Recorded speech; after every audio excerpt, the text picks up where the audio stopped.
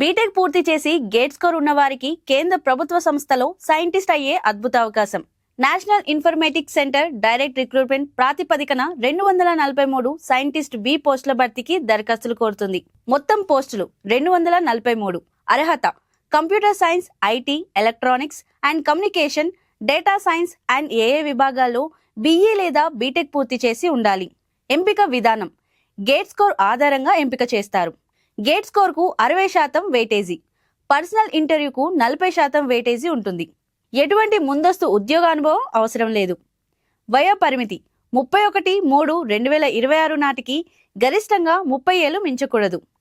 SC ఎస్టీలకు 5 ఏళ్లు, ఓబీసీలకు 3 ఏళ్లు, దివ్యాంగులకు 10 నుండి 15 ఏళ్ల వరకు వయో సడలింపు ఉంటుంది. ఫీజు వివరాలు జనరల్, ఓబీసీ, ఈడబ్ల్యూఎస్ అభ్యర్థులకు 800 రూపాయలు, ఎస్సీ ఎస్టీ మహిళలు, దివ్యాంగులకు ఫీజు లేదు.